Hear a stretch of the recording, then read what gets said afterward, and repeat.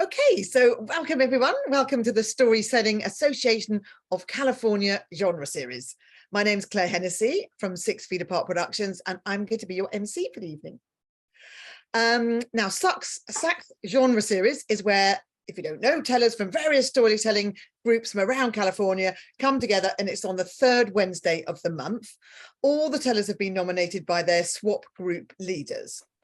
And each month we highlight a different genre, and tonight we have a show, as you probably all know, which is all the stories are spooky and scary tales.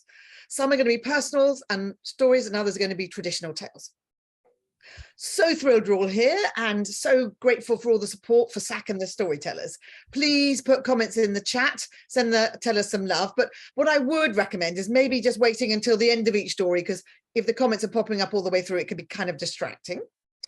And if you're interested in performing yourself in one of these genre series, then go to SAC's website, storysac.org. I'm sure Shaq will put that in the chat at some point, where you can see upcoming shows, and they've planned them right up until July next year, which is pretty impressive. And I'm very impressed at planning of shows, and that's all down to Ed Lewis, and this is his baby. Now, I want to point out that some of our stories tonight are going to cover some sensitive issues, and we also can't guarantee that the language will be fit for all the younger ears. So if you've got kids around, just be mindful that maybe at some points they might want to move to a different room. Okay, right, let's get the show started.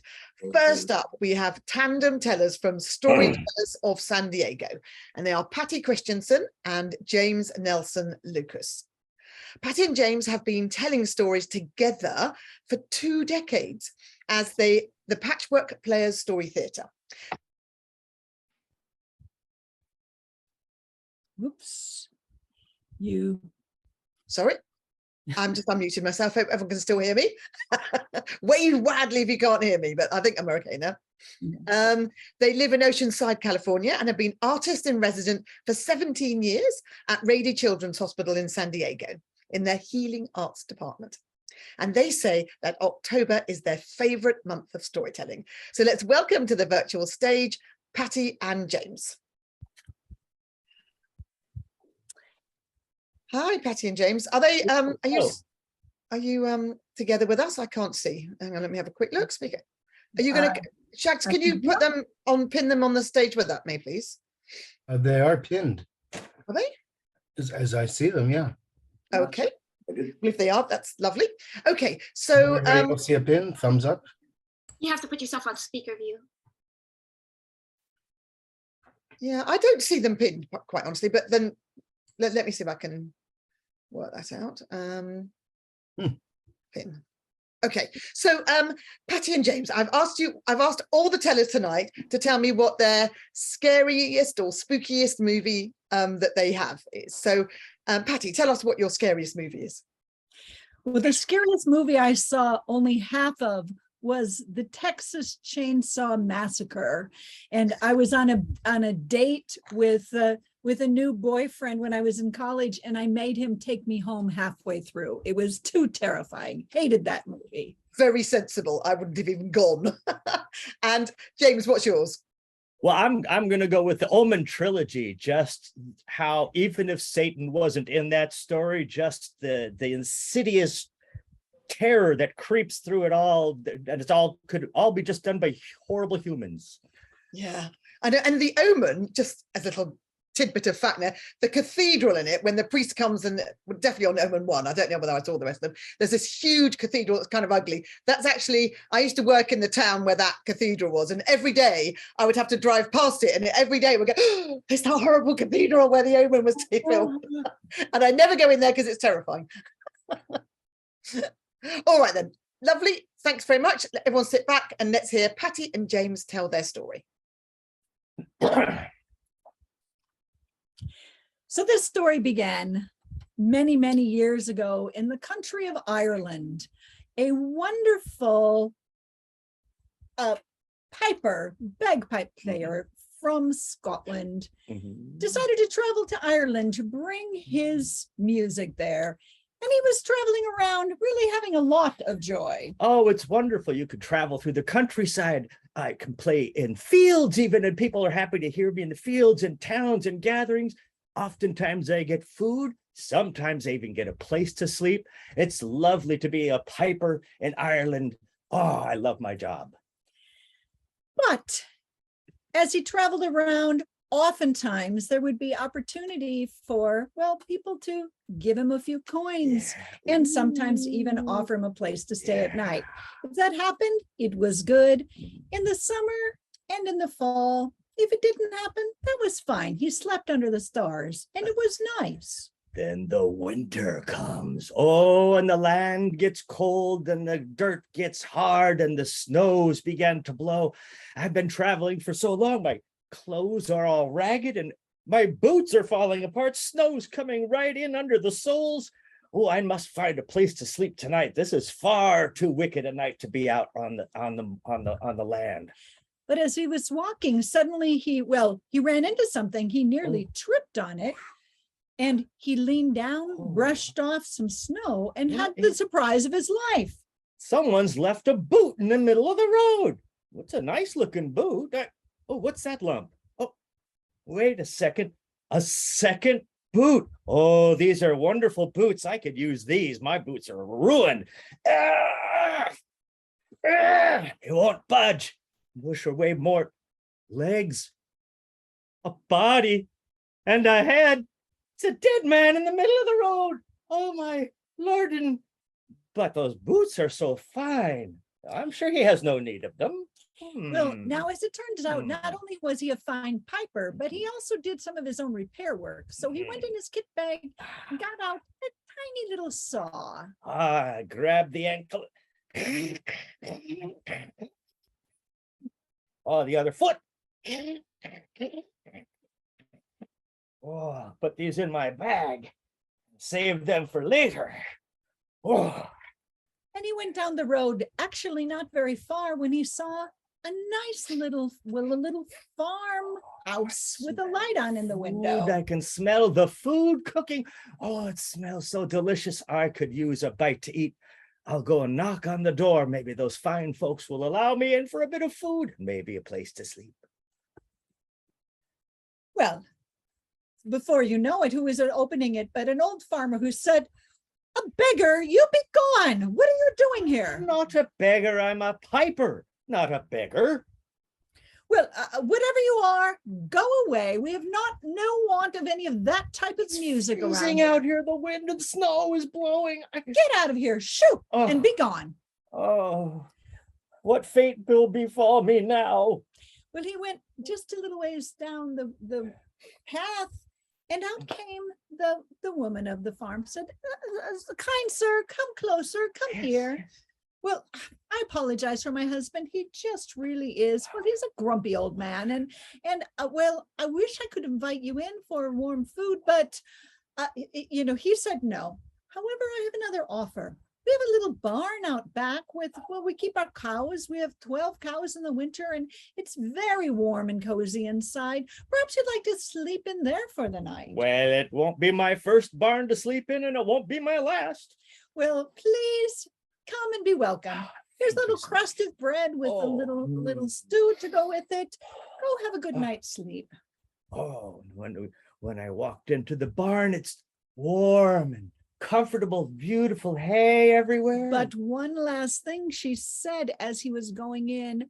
One thing to remember, though, don't get too close to that last black cow on the left. She's a bit snappish and she might take a bite out of you. All right. Well, as the man settled down, the piper settled down in the barn, while he made a little bed of hay in an open stall, and he thought, oh, it's nice and warm in here. And oh, it's so warm in here, I bet I could defrost those frozen feet. So he stuck the boots with the feet and all underneath the nearest cow, and her warm body heat started to melt and defrost those dead feet. And then the man cuddled up next to a cow and went to sleep until about 4 o'clock in the morning, when he woke with a start. Well, I don't want to be here at sunup. If that farmer comes out and finds me in the barn, there will be hell to pay for sure. And those feet, looks like they're defrosted. Hold on. 1 foot, 2 feet and a fine pair of boots these are, and oh, these are soft and warm. These might be the best pair of boots I've ever worn. Aye. So he was getting ready to leave, but then he remembered, well, how cruel that farmer was. And he thought maybe he needed to teach him a lesson. So he took his boots and stuck those dead feet right into his boots, and then tucked those boots right next to that snappy black cow, and he snuck away. Well, he went not far. He went just around the building and where he could peek in the window.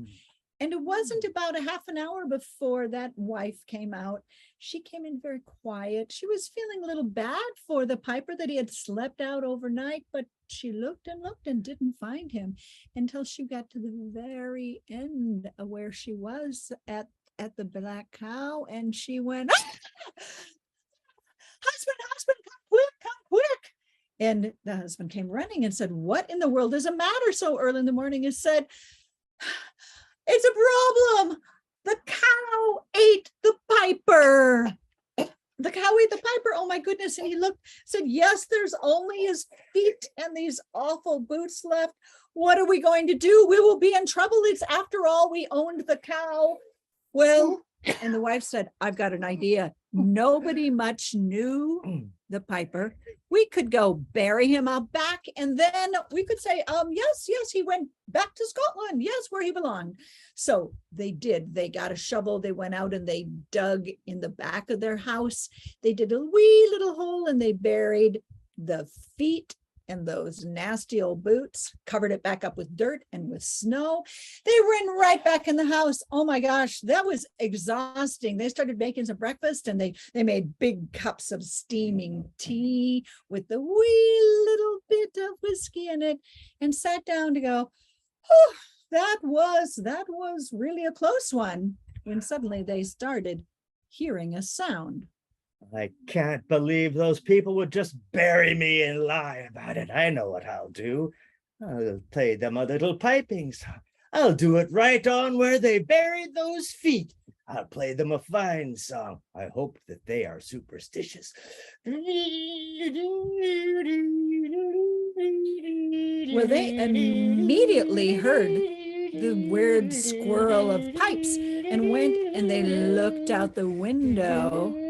And they were shocked to see standing right there above the grave with the feet was that piper. And then he turned and he stared right at them and started marching towards the house. Let's get out of here. They grabbed their coats and they ran down the road, terrified, running as fast as sprinters. Woo-hoo-hoo! Look at them go. That's hysterical. That was that. Oh, I bet you they left lots of breakfast in on the table. And he went into the house, and there was bacon frying in the pan and fresh eggs ready to be cracked and cooked. Oh, and porridge and hot tea. So he sat down and started eating his wonderful breakfast because it had been days since he had good food.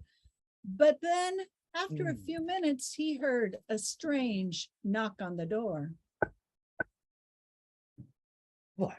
Who could that be at the door? I know it's not the owners of the home. They've run far off into the hills.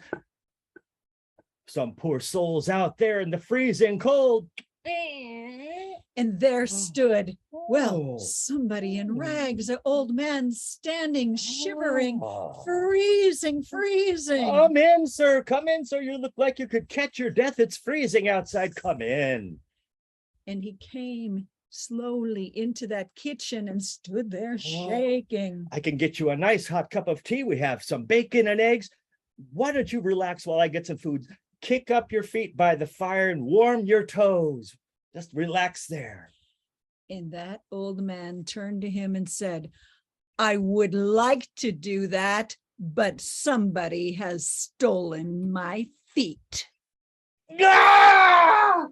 And they said the piper ran down that road, and he was to this very day never again seen in the country of Ireland. The story called The Piper's Revenge.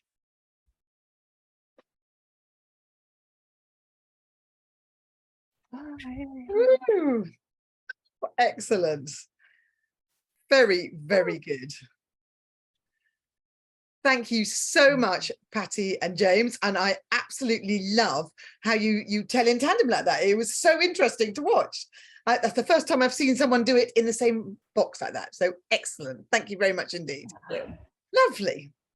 Okay, so next up, we have from the South Coast Storytellers Guild, we've got Betsy Mosier.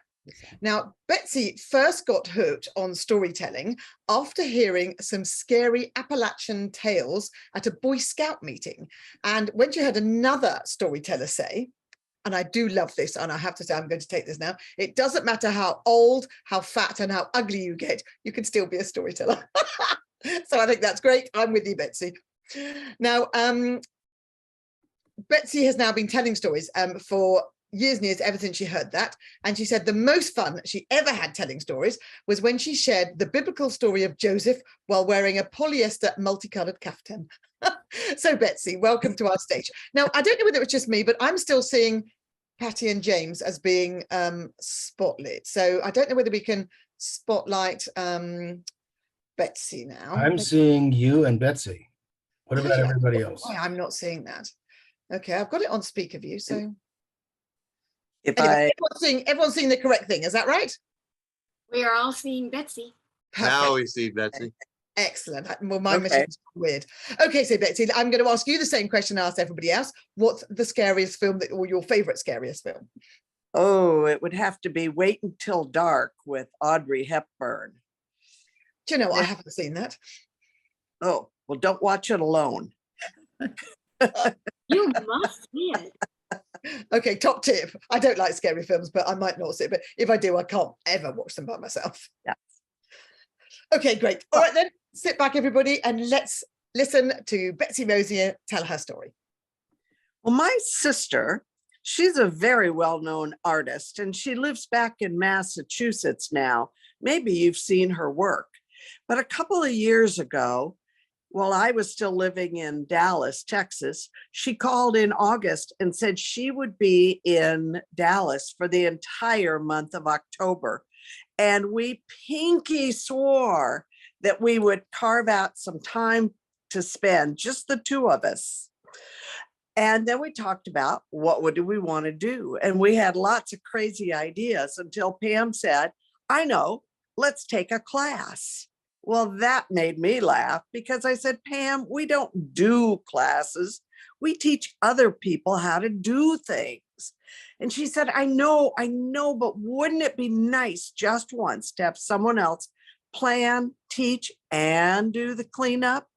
And I agreed, that sounded pretty great. And then we talked about what kind of class, and we tossed around a lot of ideas with a lot of laughter. And finally, we said at the same time, let's take a cooking class. So I told Pam, you send me your schedule. As soon as I know when you're available, I'll find us a class. And when her schedule showed up, I went online immediately and I started looking up classes. The problem was we'd done everything until finally I found it. It was a class called Finger Foods. Well, it's perfect because my sister and I had been mothers and wives and PTA presidents for so many years. We'd already mastered soups and stews and casseroles, main dishes, salads, and either one of us could put on a dessert table that would make Martha Stewart weep. But every good hostess needs a constantly refreshed repertoire of hors d'oeuvres. And so I went to sign up online, but there was no website listed, just a phone number. So I grabbed my phone and I dialed, and it rang and it rang and it rang, and I was about ready to hang up when on about the 13th ring, I heard, hello. Well, I told the old lady my name and that my sister was coming to town and we wanted to take her class and that we had the Friday before Halloween open. Oh, yes, yes, that's my most popular class. But unfortunately, my early class is full. I could do a second one. Would you mind coming at 9? Well, that didn't sound too bad. It would give Pam and me a chance to go out to dinner first. And so I said, sounds great. Now, how do I pay you? Do you take Visa, Venmo, PayPal? She said, not to worry. We'll settle up that night. Oh, and my dear, park behind my garage. My neighbors don't much like my lessons that I teach. And it was agreed. So on the Friday before Halloween, I went down to Dallas to pick Pam up from her hotel. And then we headed up to Denton to have dinner. So we'd be close to where the class was located. And we went to the greenhouse and had the loveliest meal with wine and delicious food sitting on the patio. And by 20 of 9, I said, oh my gosh, we have to go. And I asked our waitress for our check. And then I asked her, do you happen to know where's 1313 East Old Cemetery Road?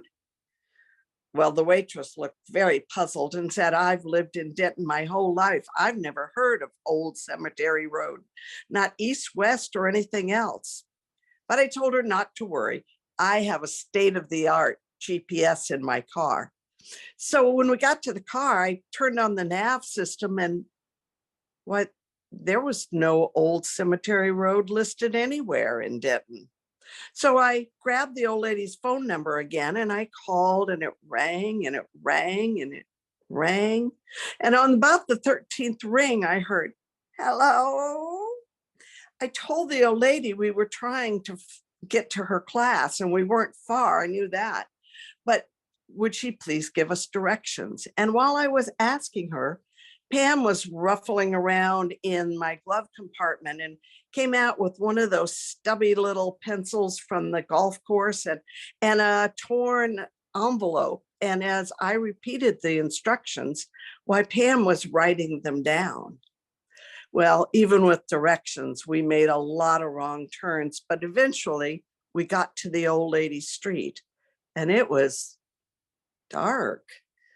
There wasn't a street light lit on the whole block.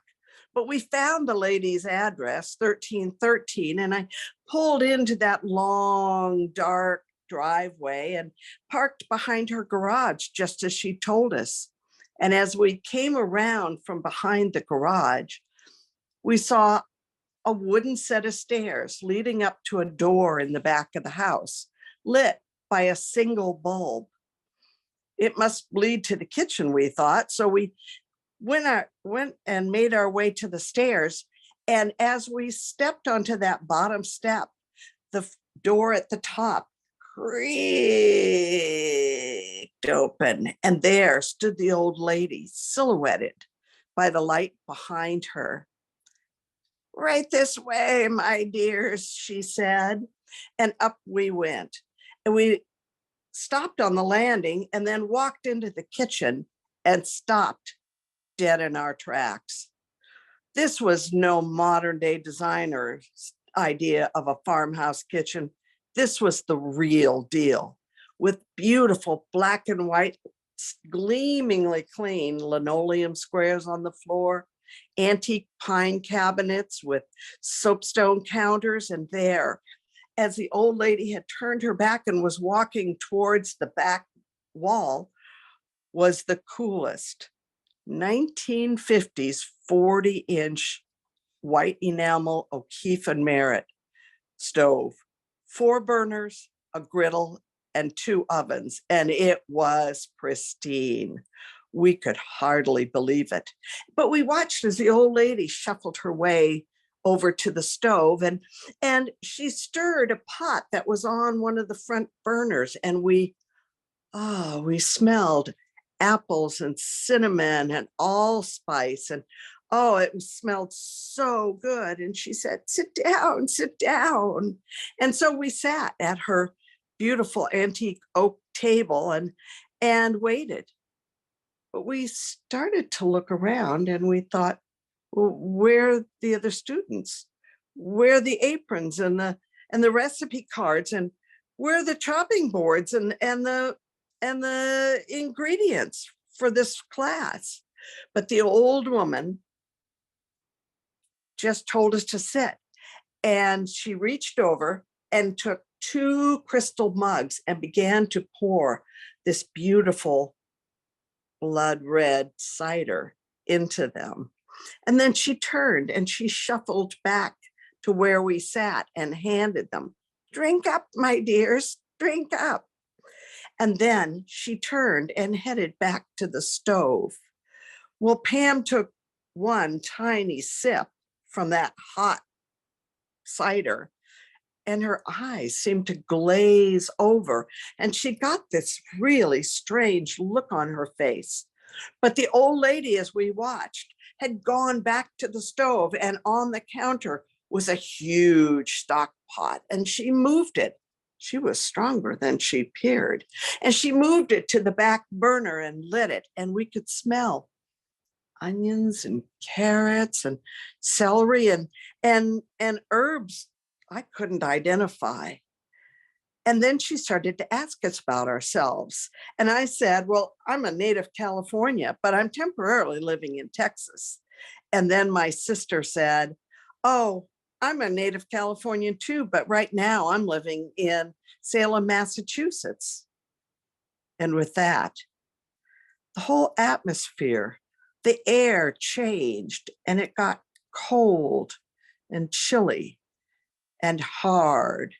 And the old lady, without turning around, said, "Salem, Massachusetts, where those horrible, horrible Salem witch trials were?" Well, Pam and I looked at each other. We were so confused. The trials had been 300 years before. We had nothing to do with it. But at that, the old woman said, "Drink up, my dears." And as she turned, she straightened to her full height and turned with a very large and very sharp knife in her hands. "Drink up," I said. Well, neither Pam nor I were very good at taking instructions, not from husbands, kids, not from bosses, and certainly not from this crazy witch. So without a thought in our heads, we each grabbed our crystal mugs of that hot liquid, and we threw it straight at the old lady's face. And she screamed as that scalding blood red cider hit her face. Well, we didn't wait around to see what was going to happen. We ran to the door, and we were out on that front step as fast as we could go. But that old lady, oh, she was faster and stronger than either of us could have imagined. Now, Pam and I had our hands, all 4 of them, on the doorknob, and we were trying to pull the door closed. But the old lady had gotten there just in enough time to put her fingers around the edge of the door. And as we pulled it closed, she was trying to pull it open. And she was strong and determined. But we were scared out of our minds, and we pulled until one by one, the old lady's fingers were severed. And she screamed the most awful scream, and Pam and I slammed the door closed and ran down those stairs. We jumped in the car. I turned the engine on, and Pam slammed down the locks, and down that dark, long driveway we went. And I didn't have to look in the rearview mirror to know what was happening. All I had to do was look over at Pam to realize that old woman was chasing us down the driveway with the bloody stumps of her hands held high, screaming and screeching at us. Well, I can't tell you how we got home that night without a single wrong turn, without being stopped by a policeman, but we did get home, and we slammed the garage door closed and then ran into the house and locked the door behind us. And then I started to tell my husband, well, we both did exactly what had happened. Oh, yeah. He didn't believe us. He had that same look on his face that you all do, that there was no way that it happened. But we said, yes, it did. It did happen. And with that, Pam said, I'll prove it. And she reached into the pocket of her jeans and pulled out that torn envelope where she'd written the old lady's directions to her house. But instead of any writing, on that envelope was nothing but a rusty blood red stain seeping across the envelope. Well, I know you don't believe me. I wouldn't believe me either. But just in case, next time you're in my neighborhood, stop on by and we'll make ourselves a big plate of finger foods.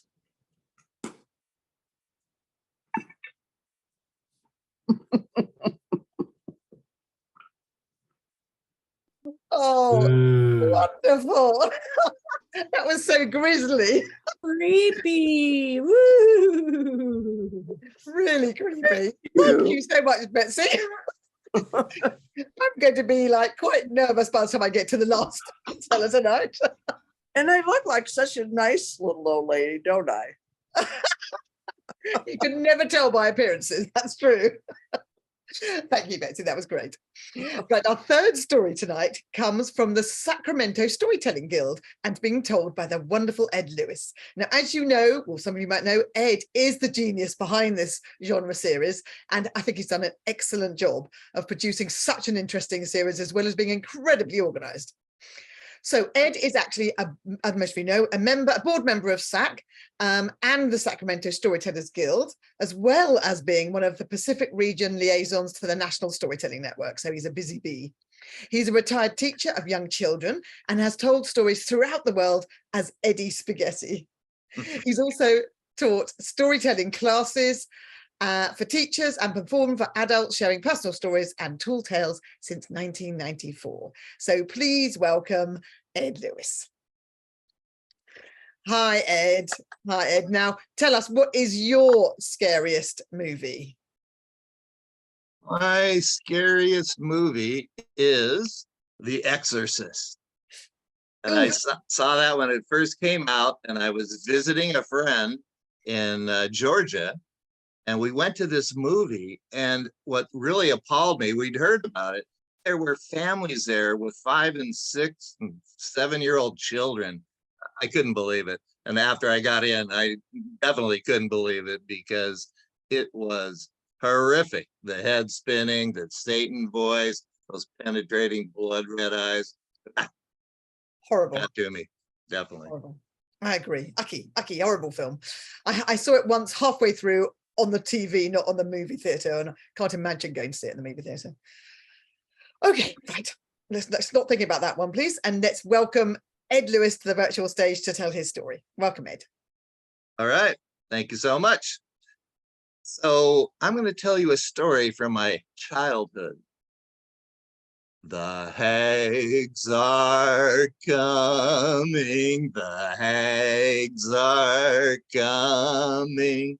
They will be here soon. It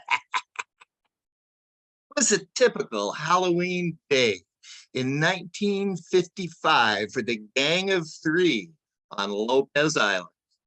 Now, Lopez Island is part of a chain of islands up in the northwest corner of Washington, just below Vancouver Island in Puget Sound. As we did every day, that Gang of Three headed down to McKay Harbor, where we got in our rowboat, and Ralph the Runt, who was 9 and kind of the weaker of the three of us, started rowing out of the harbor. Now, when we got to the rough water, Big Mike, he was 11 and a lot of muscles, and he took over because it was choppy with the sound, waves crashing over the boat, and he just powered his way through those waves until we got to the crab pots that we had set out the night before. Now, I was known as the best balancer in all of the islands. So my job was to get on that bow while it was rocking and pull up those crab pots. And we had 5 crab pots that we got that morning. And in those 5 crab pots, we got 10 good sized Dungeness crabs. Lovely. We took them back to my mother, who was the chef supreme, and she made the best crab dip and crab cakes. And we feasted on that, about lunchtime. Of course, when you have crab dip, you had to have Lay's potato chips. There was no question about that. After lunch, we went down with our trick-or-treat bags down to Agate Beach, where we had a fort. Now, we hadn't quite finished that fort, and we knew we had to get it finished that night because we knew something that only our older brothers and sisters knew, because they had told us all about this legend. And it was about the hag.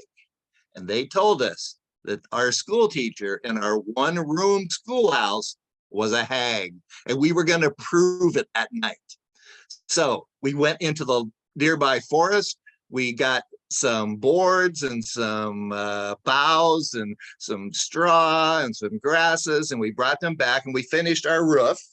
And then we went inside and we laid everything, we laid the soft bedding down and we put our sleeping bags on them.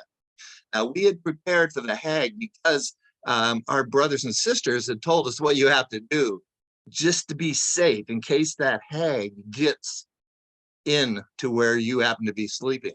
And all of you definitely listen very carefully to this because Halloween's coming up and you need to protect yourself. Well, what you do is you get your best dress shoes. For us, it was our church shoes. You put those at the foot of your bed, or in our case, our sleeping bags. Then you take paper matches and you tear them out. And you have to put 4 placed exactly around your head. Turn them so they don't fall out. Then you take a Bible and you open up that Bible and you put it at the entryway. Because if the hag happens to choose your place to come to, he will come in the door. But if there's an open Bible, she has to stop and read it. And as you know, that Bible's pretty long and she cannot finish that before the sun comes up. And if she's not home by the time the sun comes up, she is dissolved. So we were all ready. We went out trick-or-treating. We came back, roasted marshmallows, and we all had Topps baseball cards. And that year, I got a 1954 Mickey Mantle rookie card, which got me a lot of money later in my life.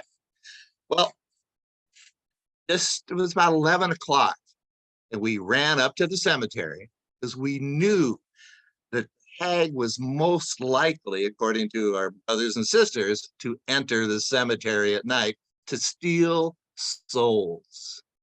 So Big Mike and Ralph the Runt went into the caretaker's shed, and I ran as fast as I could over to the school teacher's house. And I got underneath this willow tree and I just waited. Now, I had got something with me. It was a bag of salt. She came out right at 12 o'clock midnight. Came out onto her porch. She peeled her skin from her head down to her toes and laid it over her porch railing.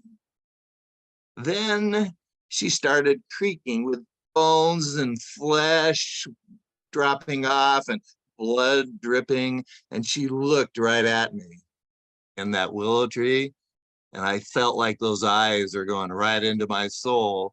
But she kept on walking, creaking out the door, singing her song. And I ran as fast as I could back to the caretaker's room. And then she came in the door singing her song.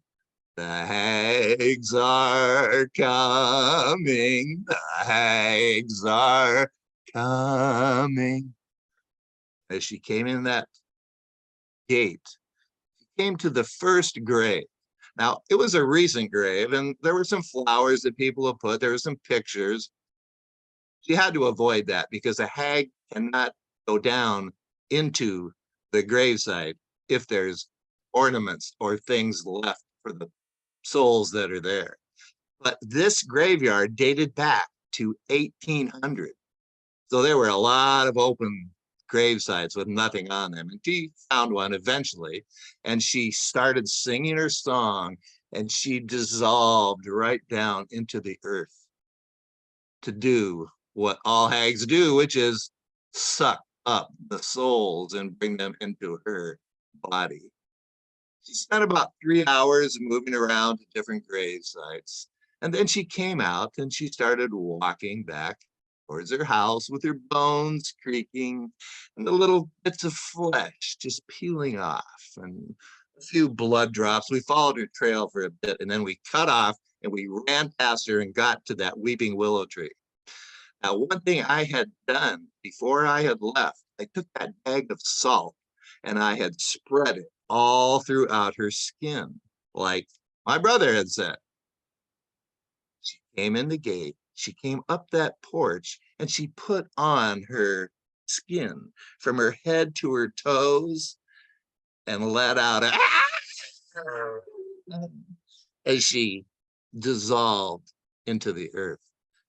There was a little few ashes there, and we scooped those up to show our brothers and sisters. Now, when we came to school the next day, which happened to be Monday, there was no school teacher there. And all the kids were wondering, what happened to our school teacher? And a legend kind of formed around that. We weren't about to tell anybody, except a couple older brothers and sisters that we could trust. The legend is that she must have been walking on the cliffs over where the pod of orcas, killer whales, swim, especially on Halloween night.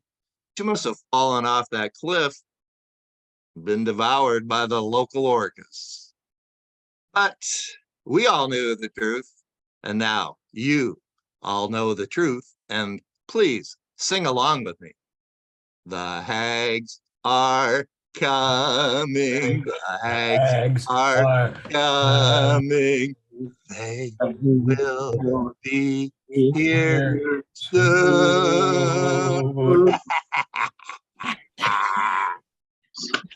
Thank you. Very good, Ed. That's horrible. Really horrible. But I love Ralph the Runt.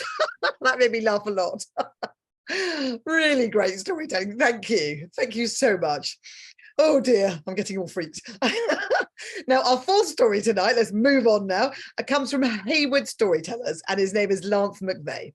Lance started writing to provide a ghost story for some kids around a campfire, and now he's been a teacher, a writer, and a storyteller for more than 30 years.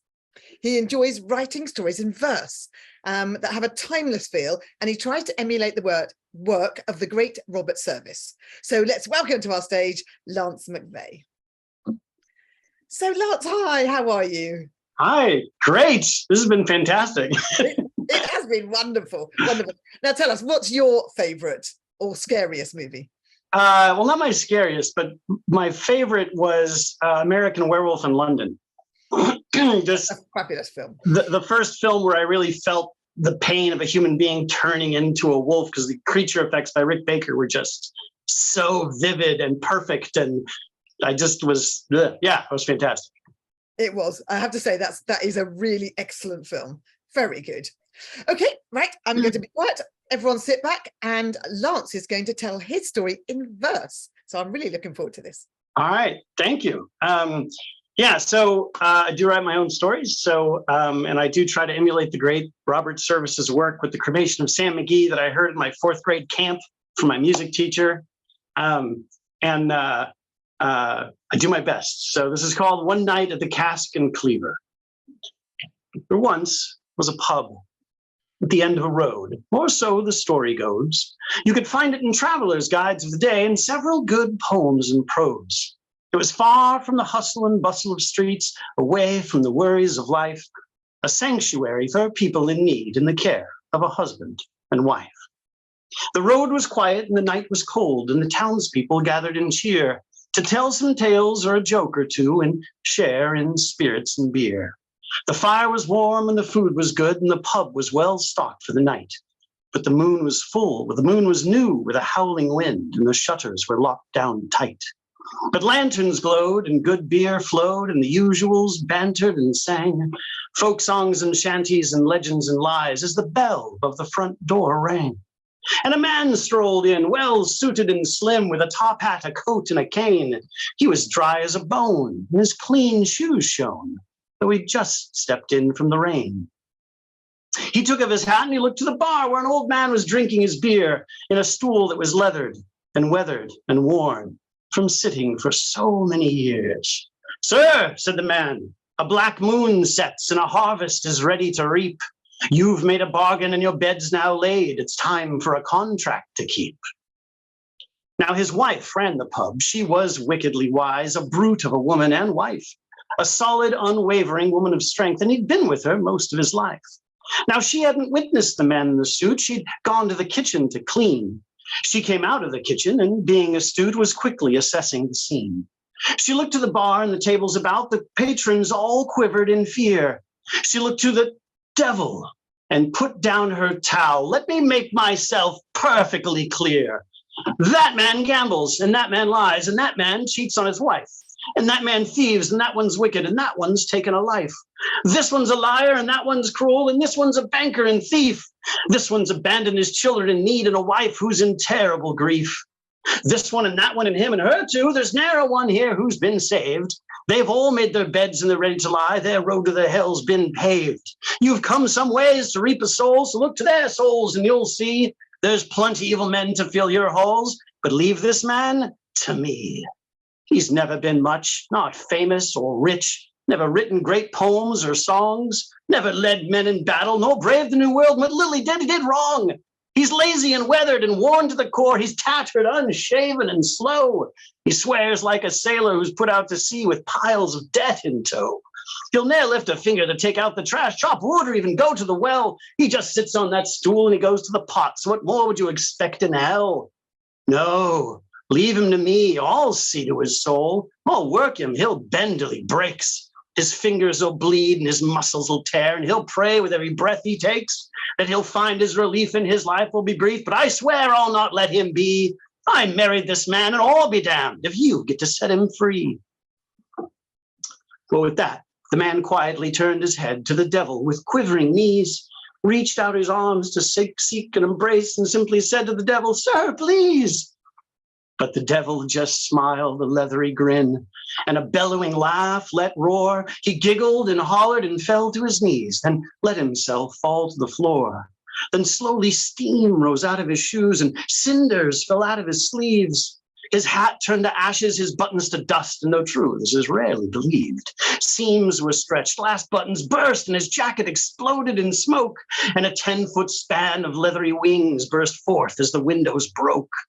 He rolled in the dust, in the image it must have driven some men insane. He was writhing and flapping his horrible wings and bathed in blue flickering flame.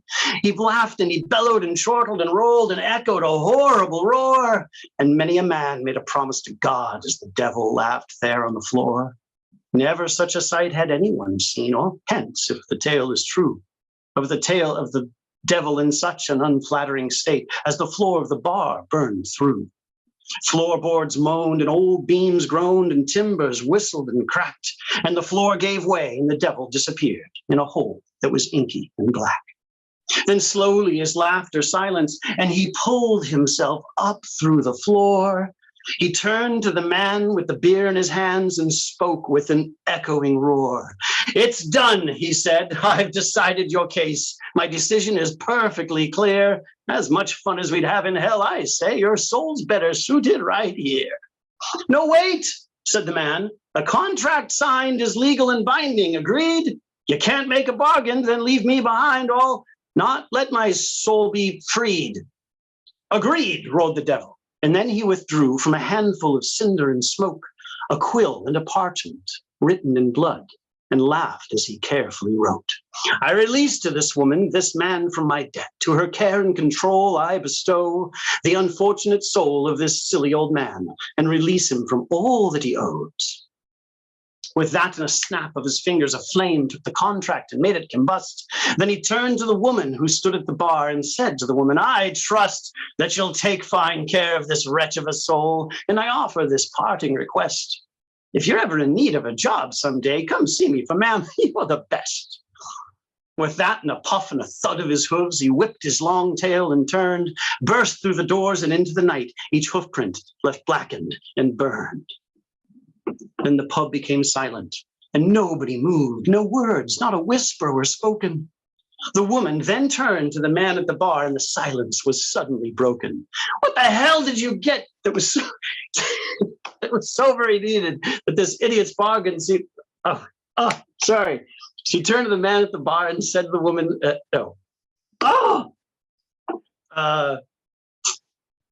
you guys good so far? You're good? Take a little pause, get my brain back where it's supposed to be. You all with me? Okay, thanks. This happens sometimes when it's in verse.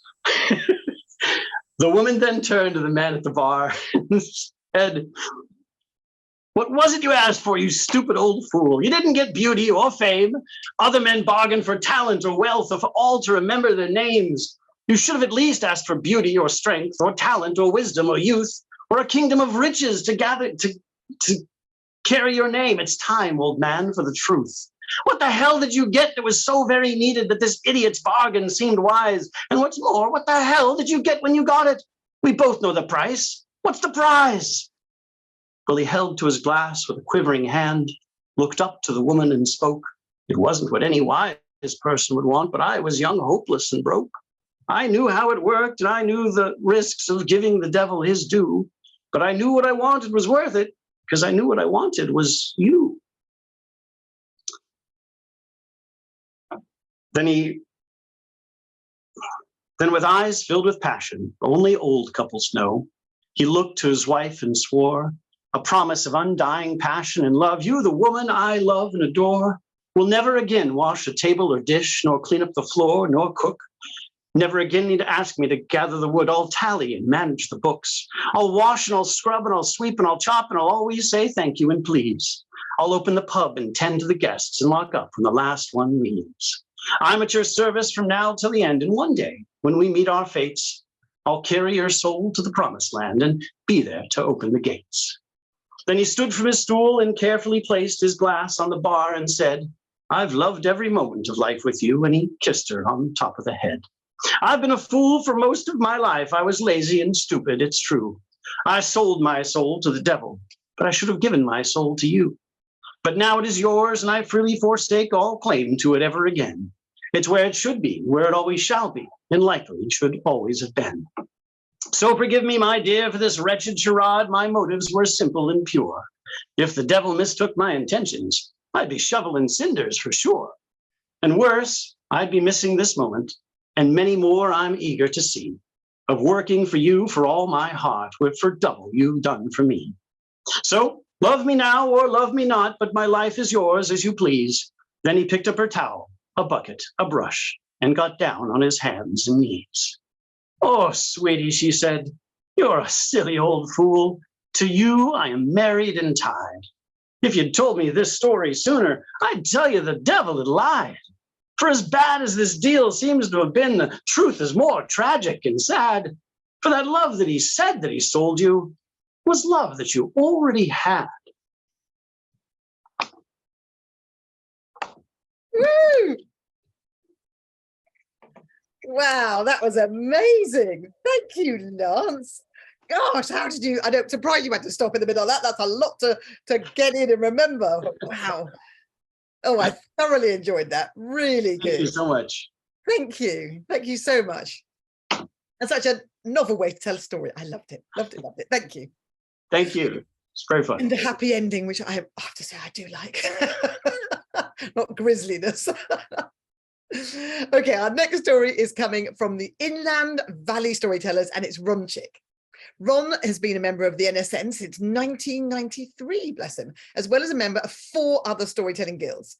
He's been telling stories in classrooms since 1973, and although he retired 13 years ago, he loves telling so much he's still doing it. He says that every time you tell a story, you forge a link between you and the audience that takes it to the heart. The story you hear connects you all the way back to the first person who was inspired to share the tale within his heart. And as long as that story is told, the links between everyone who hears it and everyone who shared it form an unbroken chain. I think that's beautiful. Thank you, Ron. Welcome. Ron, you'll have to unmute. Well done. We have to have one person doing that. Okay, there we go. No favorite movie? Yes. What's your scariest favorite movie? I've avoided horror features my whole life. However, I worked for United Artists Theaters summers some years. And one year I was projectionist, and we were having trouble with a projector that was showing Friday the 13th in 3D. And so because the sprocket was misbehaving, it would sometimes quiver. So I literally had to watch this delightful movie full of people making the most foolish imaginable decisions under most ridiculous circumstances. I had to watch it until the part came in. So I watched it 4 times one night and twice the next day. Oh, how dreadful. Torture supreme. The only scary movie I sat through in my life that wasn't actually a horror flick was the original Aliens. And because I like science fiction, I went to that not realizing what I was getting into. I know. I still remember that thing, but it's out of the stomach. Hideous. Yeah. You never forget that scene. No, you never do. Lovely. All right then, Ron, thanks very much. And everyone sit back and let's listen to Ron Chick. Along the banks of the Mississippi, there are places where the mighty river has cut down through stones, and made cliffs, and then widened out a valley and shrunk back down below. Now, along those cliffs, towns would form, and the people of substance, the owners, the lawyers, the professionals, they built grand houses along the cliff tops.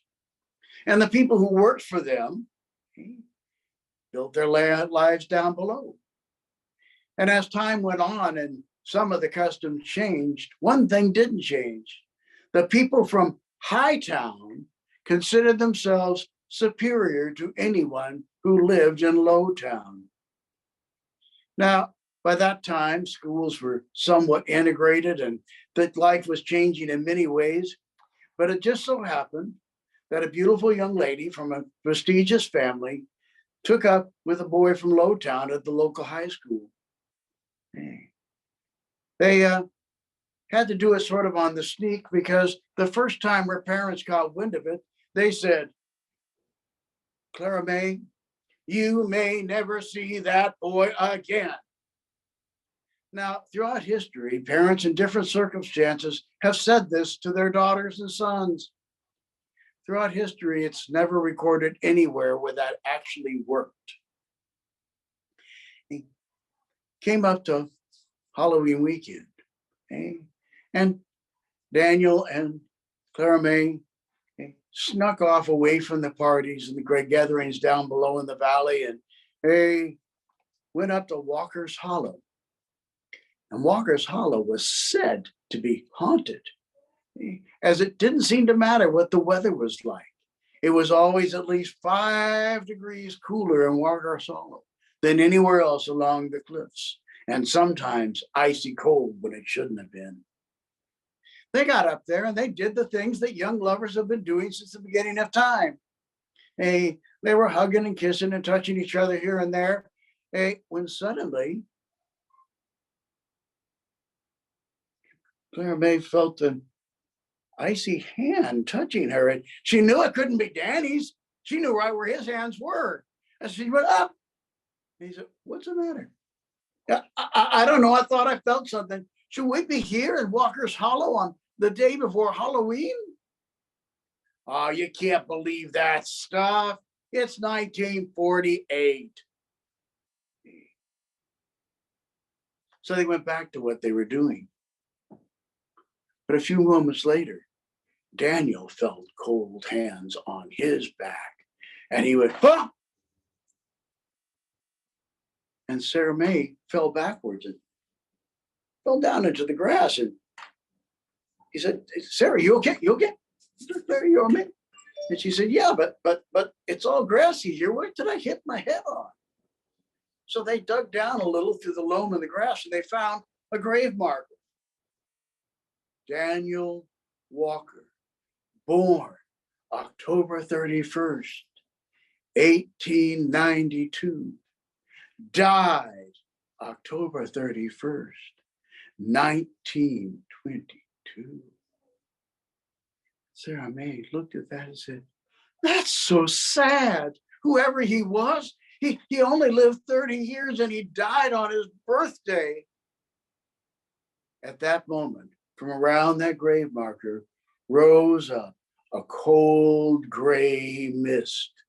They tried to head toward the opening to go down, but the mist was there ahead of them and backed them up against the cliff. They didn't know quite what to do, but finally Daniel looked up and said, "Hey, look at that. Look at that. Wouldn't that beginning of a trail maybe there? Come on." He lifted her up. She got her hands down. She reached down and pulled him up, and they began to make a switchback up the side of the cliff. When they reached the top and came out on the flat ground, Clara said, "I know where we are. That's Grandma's house. The engineers, they said this whole thing was going to fall to the ocean down into the valley, and they condemned it years ago, but it's still standing here." "Well, do you know the way back to the village?" "Of course. Come on, let's go through." They went around the old mansion. They came around the back side of it and were heading toward the back gate, which would lead to the road back to town, when Daniel stopped and said, "What's that?" Sticking out the back of that house, so magnificently built, was a low, ugly shack-like thing. Clara said, "That's a sick house." "A what?" "A sick house. In the old days, if somebody got sick and they weren't sure they were going to make it, and they weren't sure if they were going to be contagious or something, the family had built a sick house like that off the kitchen, and a servant would take care of them until they passed on or got better." Daniel looked at her and said, "If I live here for 10,000 years, I'll never understand you Southerners, but come on, let's go." They got off toward the grate, but suddenly the mist was in front of them. It herded them backwards, backwards, backwards, right up to the low door of that sick house sticking out from the back. They opened the door and they crawled inside, and there was what might have been a bed at one time, and at the other end of this little building was another door. And they crawled up to it, and they opened that door smooth, and it came into the old kitchen. Everything was covered up or taken away, of course, but it was still a kitchen. And they rushed through it, through the dining room, up into the front room, heading toward the front door. But when they got to the front door, there was the icy mist keeping them from moving forward. And it slowly backed them up to the staircase. And one step at a time, it forced them into the second level and then to the third level. And when they tried to turn one way, it made them go the other, and it backed them into the master suite at the top of the house. It backed them right up against the closet door. Sarah May said, I know, come on." She opened the door and brought them inside and said, "Look, we can pull down these stairs." And she pulled down a pull-down ladder up into the gable. "Why'd you do that?" "Well, we used to do this when we were a kid. Come on, follow me." She climbed up, and they got into the dusty gable attic floor. And there were some covered shapes and some boxes and things. And she began to crawl toward a window. "We used to come up here all the time when I was little. We'd come out and we'd go down the slides, make the slide out of the gable's roof and land on the next landing below. It was a lot of fun." So they crawled along the floor toward the light. And suddenly Daniel's hand touched something smooth and round and cold as ice. He didn't know what it was, but for some reason, he carried it with him over to the window. And when he got there, he said, "Clara, look at this." Clara Marie O'Daniel. born October 31st, 1891, died October 31st, 1921. And she said, that was my great grandma. I was named after. And Daniel said, I understand. I know what to do. Come on, we're not gonna have any more trouble. And he began to crawl back across to where the ladder had. He got to the stairs and went downstairs. Don't you see? Follow me. And he rushed down through the house, out the back door, around where the cliffside was. Follow me, follow me. I know what to do. I know why we're here. Down the switchback they went. They leaped down into the valley floor. He said, don't you get it? That Clara and her Daniel were just like us. Their families didn't want them to be together. He took care of her until his last. And when she died, he couldn't stand to live. And so he died the same day. With that, he pulled some earth and dug a little trench right by that headstone and opened the urn and poured the ashes in and covered it over. 2 gray mists rose up out of the ground. They formed themselves into the images of a lady and a gentleman from another era. Their ghostly lips touched just once, and they vanished. And Walker's Hollow was as warm as the noonday sun. The Ghost of Daniel Walker.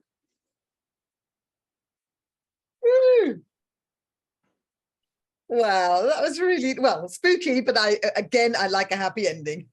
Very nice. Thank you so much, Ron. Great. Good. I'm feeling happy now. Please don't Before we spoil it. go away, I Pardon? will also before everybody goes away, I will also be telling stories tomorrow afternoon at the Doc Moore Storytelling meeting, which starts at 3:30 Pacific time. And there'll be storytellers from across the globe doing their best spooky stories. So Lovely. I'm going to bring everyone back at the end, Ron, and you can put stuff in the chat if there's a link where people can go to register or put some information in the chat. Okay, but for now we're going to move on. I'll bring everyone back at the end to see what they got coming up. So from the Do Tell Story Swap in Santa Rosa, we now have Genevieve Franklin. Genevieve first discovered the joy of personal narrative storytelling when she went to the Moth only in 2017. I can't believe she hasn't been telling for very long. And then just like me, she was astounded to hear her name pulled out of the hat first. And that is a terrifying experience, I know from my experience. Since then, she's told stories all over the Bay Area, and then since the pandemic in New York and Melbourne and London, and there we are, she's worldwide. She was also recently the runner-up at the National Storytelling Network's 2022 Grand Slam. I was there with her, so she did an excellent job. Genevieve draws on her experience as an immigrant, cancer survivor, interpreter and chaplain, but especially on the brief but unforgettable years she shared with her beloved partner, Don. So welcome, Genevieve. Now, I know that the thing about Genevieve is, before we share her story, actually, is it Genevieve's 70th birthday today. So let's all wave and wish her happy birthday. And we'll perhaps have a little song at the very end of the show and we can sing happy birthday. So thank you for sharing your birthday with us, Genevieve. So her story, but before we tell her story, Kintsugi is the name of her story, but I just want to ask Genevieve what her favorite or scariest movie is. Okay, thank you, Shags, for showing the example of what Kintsugi is. And we can take that off the screen now. So I don't care for going to horror story movies. I was traumatized with Rod Serling's Twilight Zone episode when the pianist's hands came out from under the bed, made me leap out of my bed forever after. And I didn't care to play the piano much after that either. But I do like the old movies. Hitchcock is always something. Since BZ mentioned Wait Until Dark, that is one of my favorites.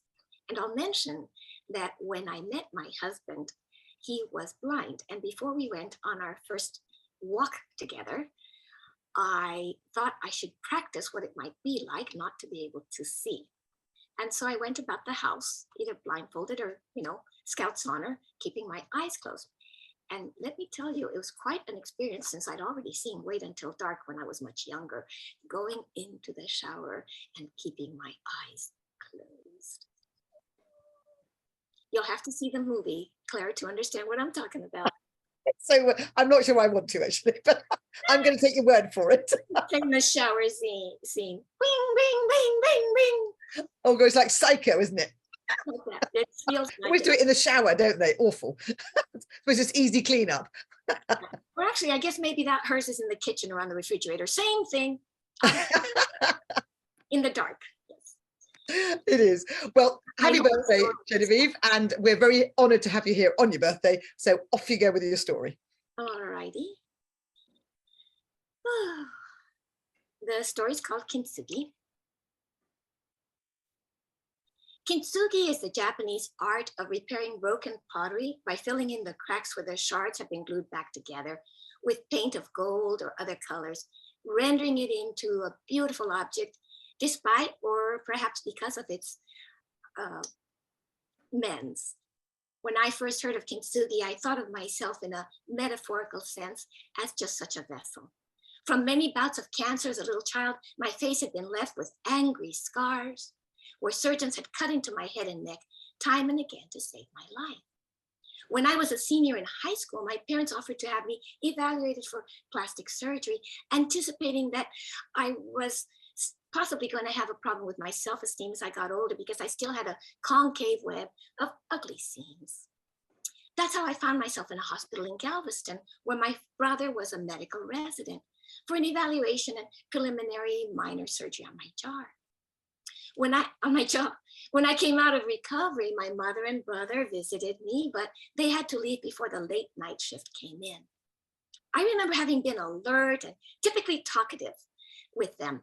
But later at night, as I dozed in the hospital bed, I opened my eyes and was startled to see that a nurse was standing next to me. For some reason, unlike that chatty afternoon, I now felt confused and soporific. Something wasn't right. She was dressed in a rumpled nurse's uniform. Her eyes were dull, her hair looked disheveled, and her nurse's cap was out of place. In the 1960s, nurses dressed impeccably, from their pristine starched white dresses, never pants, to their perfectly shined white shoes. She seemed even more startled than I was and gruffly said, "You needed medicine." I was used to post-op nurses talking kindly with me to check that I was stable, but she said nothing more before abruptly leaving. It did seem that her hand had been poised in front of her where she would have been holding that medication, and on a tray on the nightstand lay an empty syringe. What unsettled me, though, was that she had a grotesquely disfigured hand. Her thumb was monstrously large, and she didn't have a nail at all. It reminded me of Joseph Merrick, the elephant man of the 19th century, whose illnesses caused terrible deformities that grew so large, they ultimately took his life. I felt so bad for the night shift nurse who might one day share his fate. For some reason, I never talked about that night with my mother or my brother. In fact, I never talked about it with anyone at all. When I returned home, I felt listless and groggy for days and had a chemical taste and sensation coursing through my body that wouldn't go away. I'd never had such an unpleasant, lingering effect from any anesthesia or even chemotherapy, for that matter.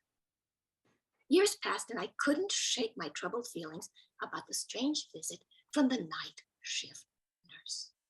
I wondered what had become of her with her strange demeanor and hideously overgrown digit.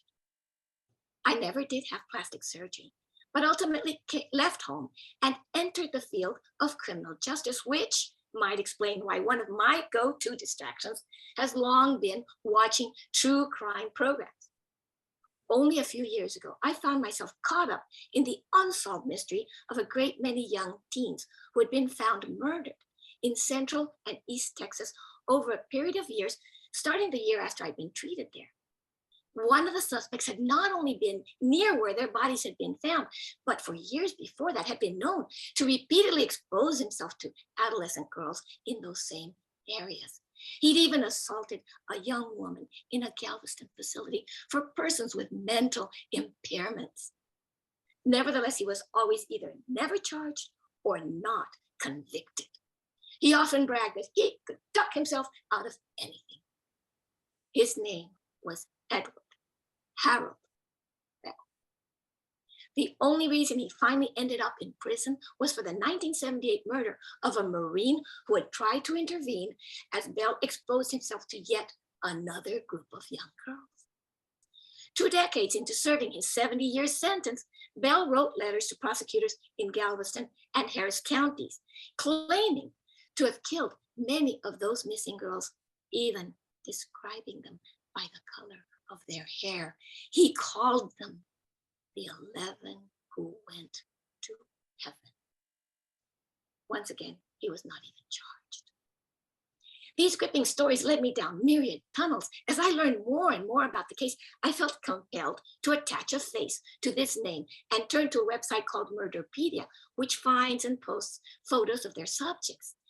As I scrolled down the screen and the prison photograph of Edward Harold Bell gradually became revealed, I gasped. Looking back at me with dull eyes and dark, disheveled hair was the incontrovertible image of my late night nurse. I was simultaneously appalled, sick, and relieved, as a heavy weight I had not named for all those years was unexpectedly lifted off my back. You see, when something troubling happens to you and remains unexplained, your subconscious will keep it stirred up until it finds an answer and can finally come to rest. I had unwittingly released a lifetime of just such buried disquiet and opened a pathway to healing. These are the liberating conclusions that my amateur sleuthing had led me to. In that hospital, on that late night, I was visited by Edward Harold Bell. He had gotten a nurse's uniform, either bought at a supplier or stolen from a staff closet. The disheveled hair, the wrinkled clothes, the skewed cap were evidence of someone who didn't know how or didn't have the time to give them the meticulous attention that nurses used to in those days. He made his way probably up a back stairway into my room and gave me a sedative, followed by an injection of something stronger, laced with a memory-inhibiting drug. But I came to unexpectedly, and what I had thought was a greatly disfigured thumb was in fact him masturbating at waist level to my prone, inert body. Had I not unexpectedly regained consciousness, I have no doubt that he would not have stopped there. The floor at that time of night was nearly empty of staff. That must have been a turning point for him. He would go on to find safer opportunities to rape or murder elsewhere. Ironically, it was through my work interpreting at forensic interviews of child victims of sexual assault that I learned the term for why I never once had spoken to anyone about this. It's called disassociation.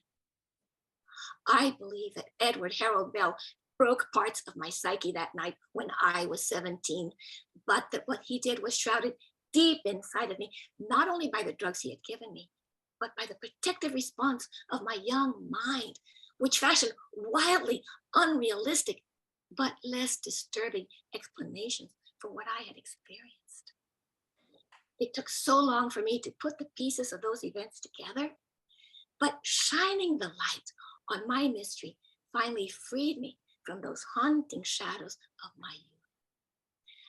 As with kintsugi, so it is in life. The process of mending its shattering moments can result in something even more beautiful than the original might have been. Beautiful, absolutely beautiful. Wonderful. Thank you so much, Genevieve. And wow, how scary. Gosh, to think that's how close you were. Oh gosh, I'm so pleased that that you had that lucky escape, and that you're healed now. So thank you. And happy birthday. Happy birthday. So pleased you're here to share it with us. That was a beautiful story. Thank you so much. Now, our 7th and final story is coming all the way from the Motherlode Storytelling Guild, which is the best name ever, and that's Beezie Smith. Beezie began telling professionally in 1974. All you guys have been telling for so long. She's the co-founder of Motherlode Storytelling Guild in the Central Sierra, and she believes that sharing our stories offers a well-lit path to healing a weary world and a way to deepen our understanding of each other. And I think Genevieve has just demonstrated that quite delightfully. She has an award-winning CD called Striking Up Gold Mountain with stories and songs about the California gold rush. So welcome to our stage, Beezie Smith. So Beezie, tell us, what's your scariest movie? Oh, well, I thought of about 4, but I am going to mention the one that scared me the most was when I was pregnant. I went to see Alien because I love science fiction. And there I was with my nice pregnant belly. And all at once, this creature just burst out of this woman's body, and I think out of some other bodies, and that was it. I told my husband, I have to go home. I can't stay for another minute. This is terrifying. And as we crept up to the house, I was just on edge that something was going to come grabbing me and my beautiful new child that was on her way. So that still is my scariest movie. There's a few others that come close, though. Gosh, I can't imagine seeing Alien while pregnant for the first time. that has to beat everybody. Awful. All right, Beezie. Bad choice. I didn't know it was going to be like that. No, I don't think half the actors knew either, did they? Because their shock's quite real. So true. Lovely. All right, everyone, sit back and let's hear Beezie's story. Off you go, Beezie. In the Highlands, there was a family with too many mouths to feed and not enough food. And so one day the mother and father decided that 3 of the children would have to go. They chose the 3 oldest, daughters all. And the very next morning, they met the girls and said, today is the day. You're off on your own to seek your own world. The mother gave each girl a blessing and handed them 1 bannock that they could share on their journey. And the father, he grabbed all 3 of them together and held them in a tight embrace and whispered to them, please always remember that love is with your family and strength is in numbers. So take care of each other and stay together. And so it was, they set out on their way, and in just 2 days' time, that bannock was nothing but crumbs, and now their bellies were rumbling and their brains wanted some sleep as they walked deeper and deeper into one of the forests. And then all at once, the middle sister looked and she said, look, there's a light off in the distance. And so they started walking towards the house. The elder sister said, maybe they'll give us a bite of bread and even a place to sleep. And the younger sister, everybody called her Molly Whoopie, she ran as fast as she could and she beat on the door. Hello, are you there? The door creaked open and a weary, worn woman greeted them at the door. And all 3 girls began to chatter at once about how hungry they were, how they needed a place to stay, and how their parents had sent them out and they had to find their own way. And the woman said, well, come in and I can give you a bit to eat, but you cannot spend the night. And as the girls ate a nice bowl of warm soup and a piece of bread, she explained, my husband, he is an ogre, and he would just as soon eat your heads and your hands as give you a bed to rest in. No, you will have to leave before he comes. But who should come right then, bursting through the door but the ogre himself? Now, the fellow had poor eyesight, but oh, his bulbous nose, it could smell anything. Fee, fi, fo, fum, I smell the blood of the earthly ones. Wife, who is here and why? And she timidly said, well, husband, it's just 3 wee lassies. They're no bigger than your 2 thumbs and one of your pinky fingers. They're just going to have a bite to eat and then they're on their way. Oh, nonsense, said the ogre. That would be being a bad host. Now, they must spend the night. They will be delicious company. In fact, they can sleep with our own beautiful daughters. And with that, he ushered them straight to a room where the three ogre girls were getting ready for bed.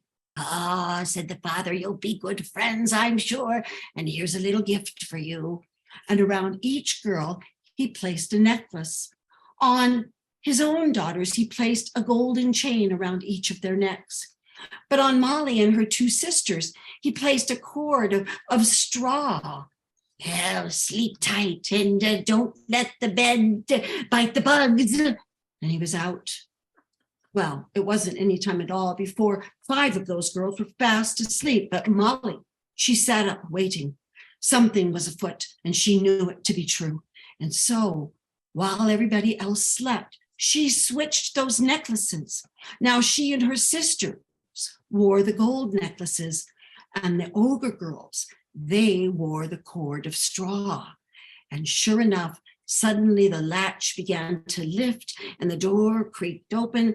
That ogre came into the room, and with his fat, fumbling fingers, he felt around their necks. And when he found the 3 girls with the straw cords, he wrapped them up in a big blanket. And then he took a big stick and he beat them whackety wick and wickety whack and whackety whackety wick. They were screaming and crying all about.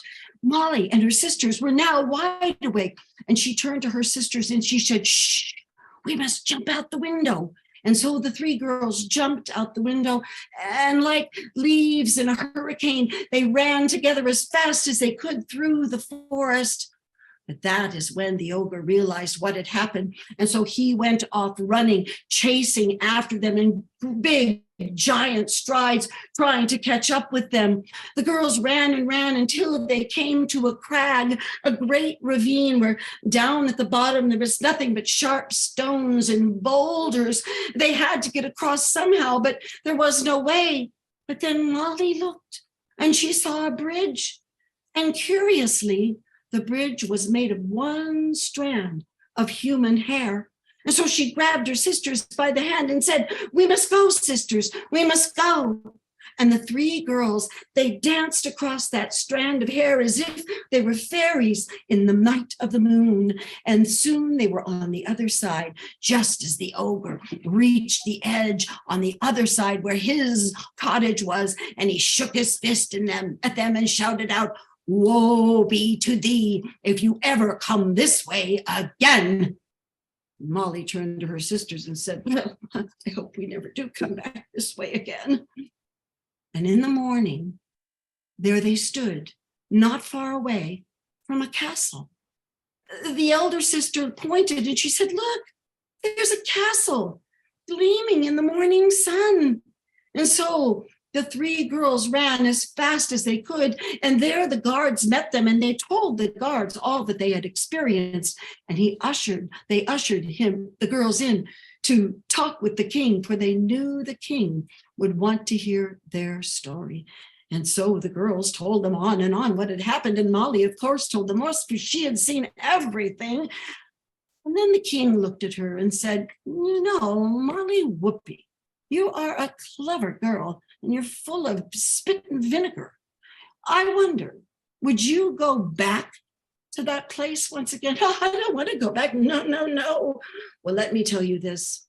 That ogre, he has robbed and pillaged my family for generations, and I must get back my family treasure. If I were to give your sister my oldest son in marriage, would you go then? My eldest sister? Oh, yes, said the king. Absolutely. So upon your death, then, my older sister would become the queen and your son, the oldest, would become the king. That's how the story goes. Well, and sure enough, the next morning, there she was on the road back to the ogre's little abode. And then she slipped in the window. Now, he had told her, the king, that on the wall there would be a great sword, and the sword had belonged to his father, and that if Molly would bring back that sword, then all would be right. And so when she saw the sword, she slipped underneath the bed. Now, as she lay there quietly, it wasn't long before the ogre came in, his belly full with a meal that his wife had made, and he lay down on that bed, and soon he was snoring and snoring away. Then she tiptoed out from beneath that bed, she did, and she picked up that sword and quietly went toward the window as quickly as she could. But just as she reached the window, the sword slipped and it banged on the windowsill, waking up the ogre. Molly jumped out and ran as fast as she could back to that crag in the middle of the forest, and the ogre chasing after her in hot pursuit, trying to catch up with her as quickly as he could. And when she got there, she held that sword and balanced it as she skittered across that strand of hair and reached the other side, while the ogre raised his fist and said, "Molly Whoopie, don't you dare come this way again." And she looked at him and said, "Well, I might. You never know. I might be back before you can count to 100. And then when she returned to the castle, the king was filled with joy to have his father's sword returned to him. And so then he said, "Now, Molly, I was wondering, would you go back again? For you see, underneath his pillow, that ogre keeps a sack of gold that had belonged to my grandfather. If you will get that sack of gold, I would gladly give my middle son in marriage to your middle sister." Does that mean someday my sister would be a duchess and your son would be a duke? Well, that's the way the story goes, said the king. And so it was that once again she set out on her way. She quickly made her way back through that forest land, and then she slipped back into the bedroom, and then she got underneath the bed again, because sure enough, she had seen a string coming out from the pillow. It had to be the string of the sack. And there he came one more time, pounced himself upon the pillow, and soon was fast asleep. And so she reached and she pulled it, and she reached and she pulled it, until all at once she had that sack of gold, and then it landed with a clunk on the floor, but she held it tight to her breast as she hurried out and jumped out the window and ran again, and he chasing after her as fast as he could carry himself. And when she got to that strand, the bridge of one hair, she skittered across it once again and reached the other side safely, as again he shook his fist in the air. Well, back at the castle, the king could not have been happier to have that sack of gold that had been his grandfather's returned to him once more. And he thought a while, and then he said, "You know, there is one more thing. On his hand, the ogre wears a ruby ring." And Molly said, yes, I have seen it, I have. "That was my great-grandfather's ring. If you will get that and bring it to me, then I will give my youngest son to you, and you two can be married." So tell me, will your youngest son, would he ever become the king? Doubtful. Which would mean that he and we could just travel the world and enjoy ourselves. Will he be well endowed upon your death with a good inheritance? Oh, certainly he will. Well, then I'll go. And so off she went. She did. And there she was one more time, hiding beneath that bed. Now she had brought with her a bit of grease in a little tiny punk. And as she lay beneath that bed, she waited until the ogre came in and was soon fast asleep. And soon his arm flopped over on the side of the bed, the arm where the hand was with that ring. And she took the grease and she smeared it on the fingers, and that ring slipped right off. But then it slipped out of her hand, and with a clank and a clang, it landed on the ground as she grabbed it fast and stuck it in her pocket. But all at once, that hand that was dangling down reached beneath the bed and yanked Molly up by the hair. "Molly Whoopie, now I have you." And if you don't die, I don't know what will happen. In fact, let me ask you this. If you had done to me all the things that if you had done to me, you have done it. If I had done to you everything, oh, Molly, what should I do with you? And so she said, well, I think there's only one thing you could do with me. Get a sack and put me inside of the sack, and put your cat and your dog, who happen to be sleeping right on the bed, put them in the sack with me. That'll be terrifying. And then if you could just put a needle and a thread and a pair of scissors in the sack, I'm sure I'll be miserable. Well, you know, it's funny, but ogres always seem to have sacks exactly when they need one. And so he pulled out a sack and he shoved Molly right in it, and he threw in the cat and he threw in the dog. And there he saw his wife's sewing basket, and he grabbed her scissors, a spool of thread and a needle, and threw them in there too, tied up the sack tight. And then he said, now I'm off to the woods to get the biggest stick I can find to beat you. Yes, she said from inside the sack, you can beat me to a bloody pulp. And he was gone. And there she sat, petting the cat and petting the dog, and they were happy as could be. And then Molly, inside of the sack, began to sing a song. If you could see what I could see, you'd want to be with me. If you could see what I could see, you'd want to be with me. And she sang and sang until all at once the ogre's wife came in. And the ogre's wife looked at the sack and said, Sack, what are you singing?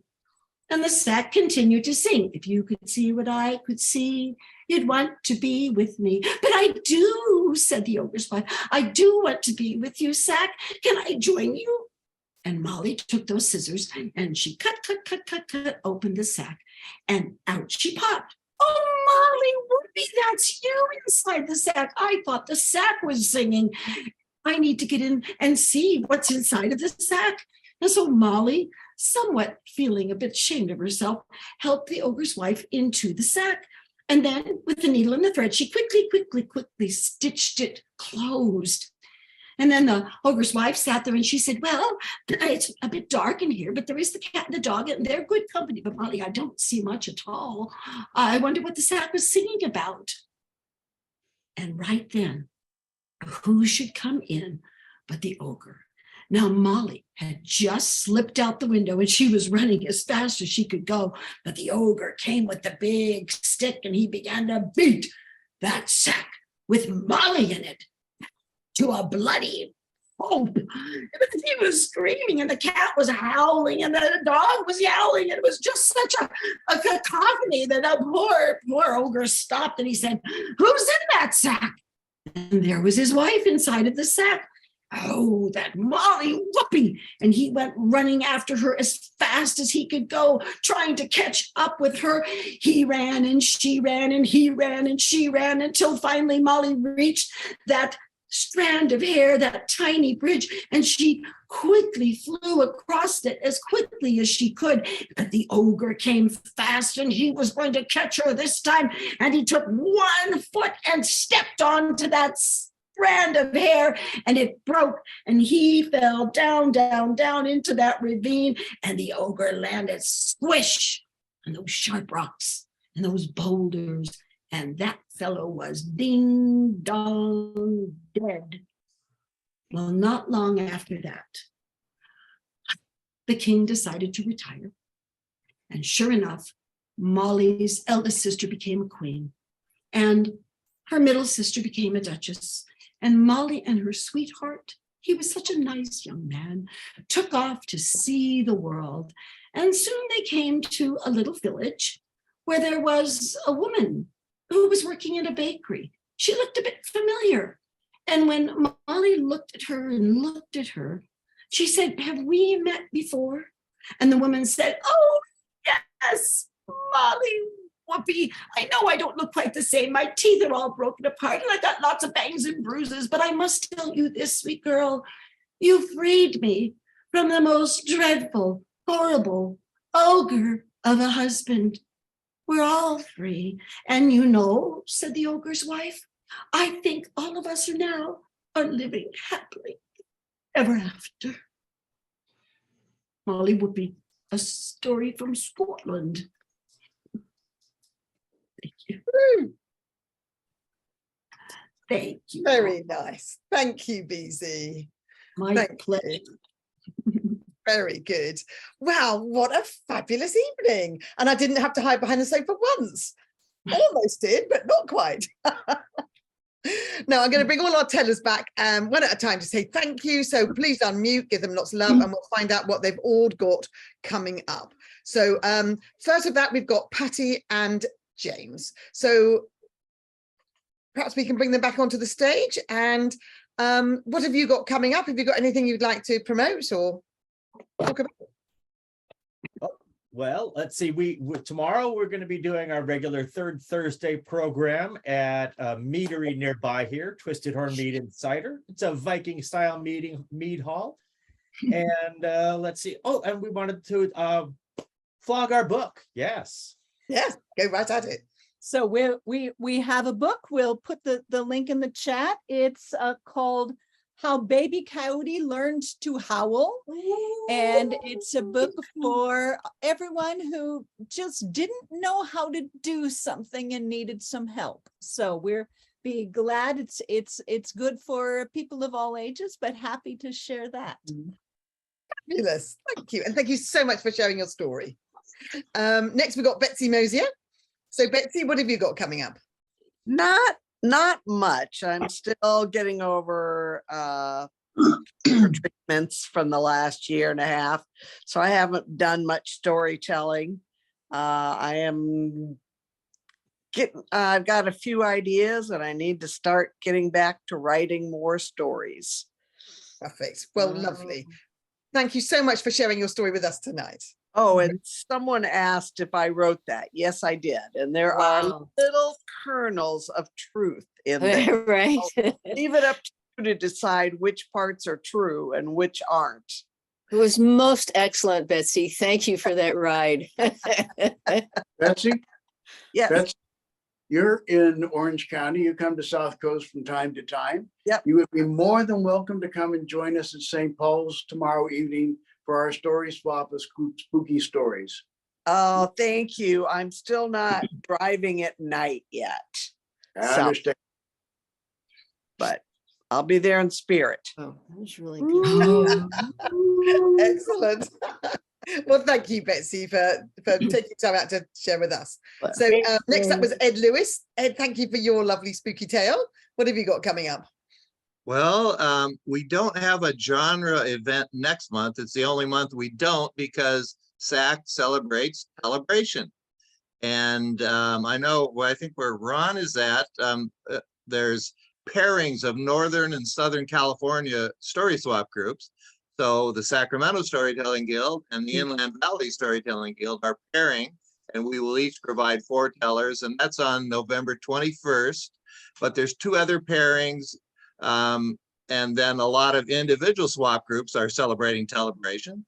So you go to the SAC website and you can see all of them, and every registration is free. And so that will be then in November. And then in December, the next genre event are sacred stories.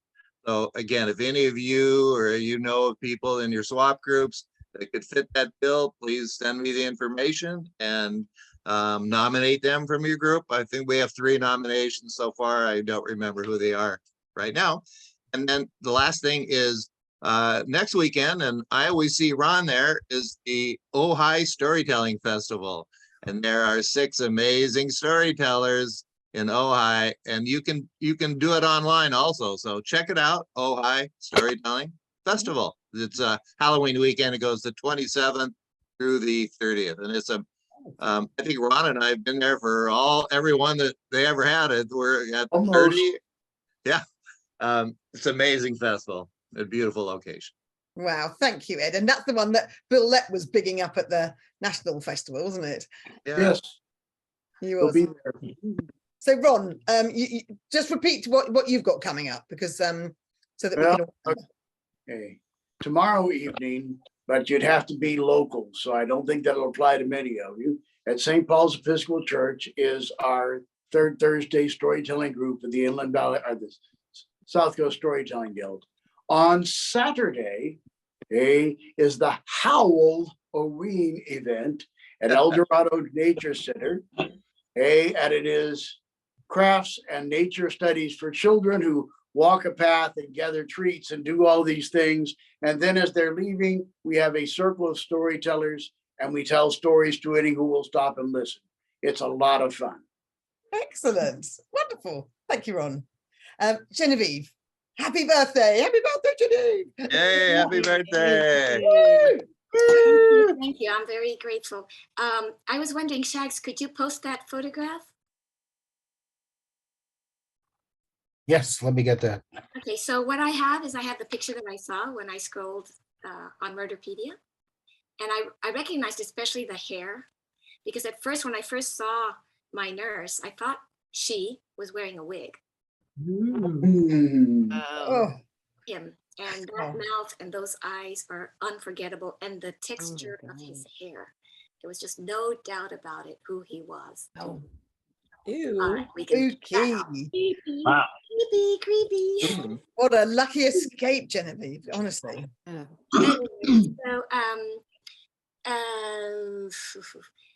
I will be telling at the Do Tell Story Swap, which is here in Sonoma County Celebration, and that's going to be on November 8th, and it will be online.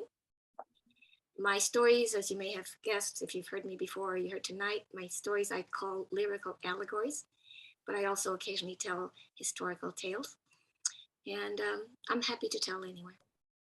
Lovely. Well, lovely to have you here. And last but not least, Beezy Smith. Beezy, what have you got coming up? Well, a few things coming up.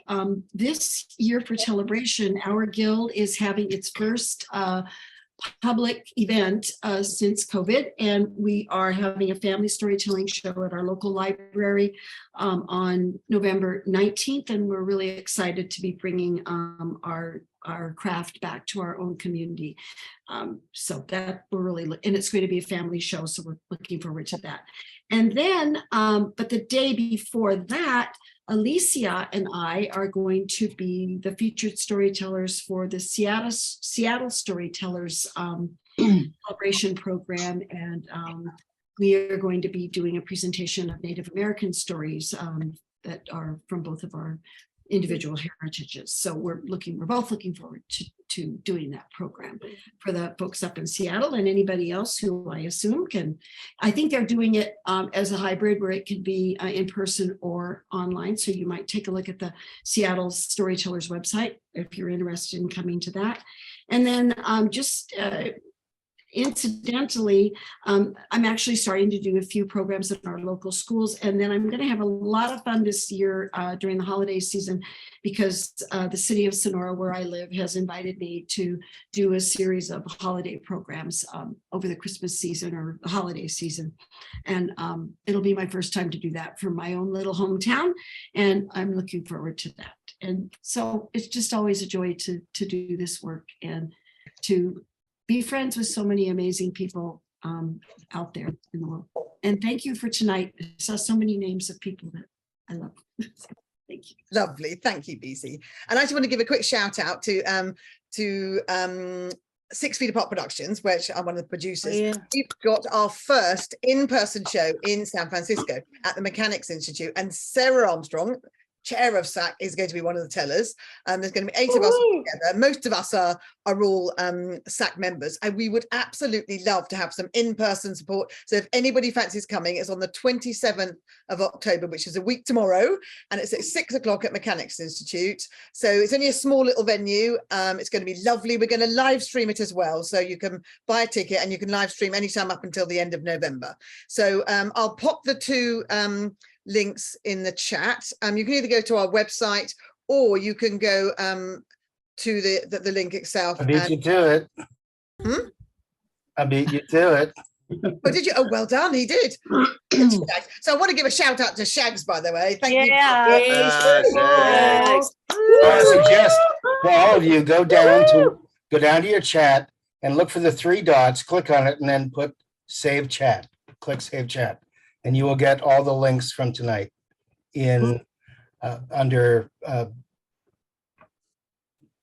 discussions, no, documents, Zoom, and then this, and you'll find the date.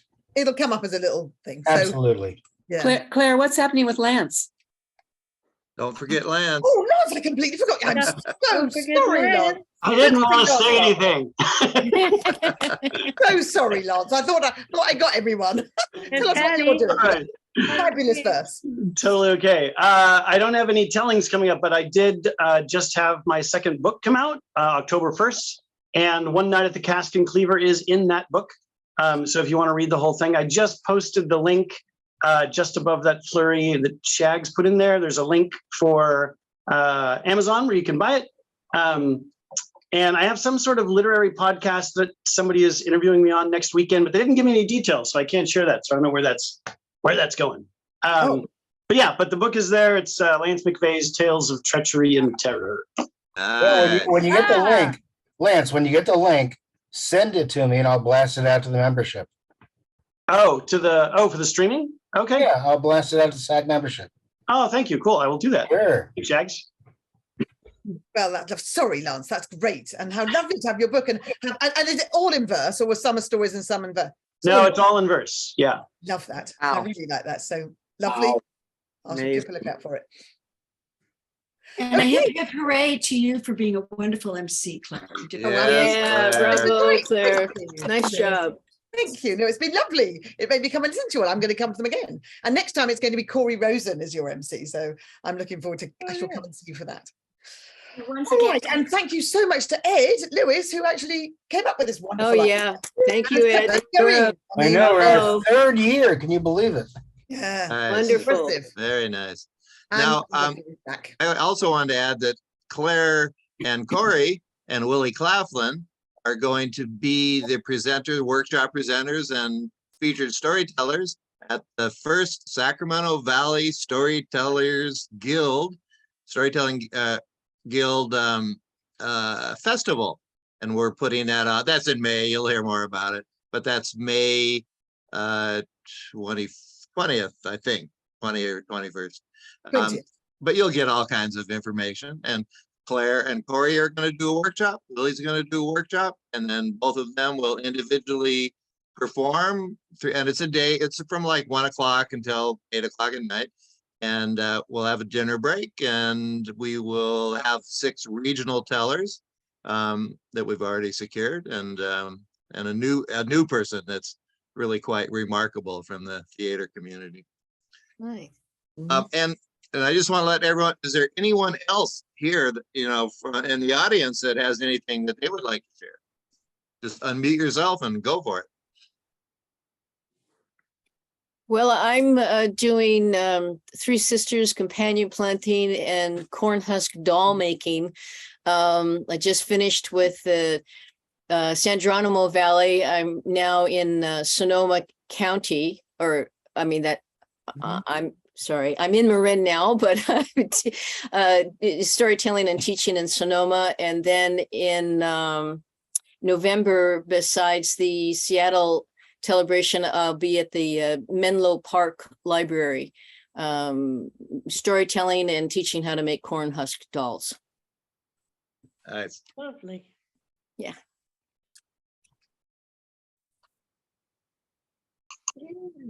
And if anybody wants to tell a personal story, 6 Feet Apart have got 2 open mics, one in November and one in December. So 5 to 6 minute stories. One's on Hoodwinked and one's on 'Tis the Season. We'd love to see some of you on it. Hoodwinked. Whoa. Hoodwinked? Hoodwinked. Gee, I'm sure you've got a story, haven't you? I bet I do. Mhm. I think you do. That's a great team. I've never ever heard that before. Yeah, Hoodwinked. yeah. Nice. That's So it's like all, if you go to sfapshows.com, all the information's there. hood ornament. I still love that story you told about the donkey that bit somebody. Years ago, you told a story about and I just remember the donkey bit someone. I don't know. It was hilarious. Anyway, I loved it. Thank you very much for a lovely evening. Anything else? Or is Yeah. it time to pull the plug? We'll see you when we see you. I see that nice little puppy behind you, Shags. Yes, that's Truffle. Hi, Truffles. He doesn't move. It's a virtual image. Oh, yeah, it's very calm. Very calm.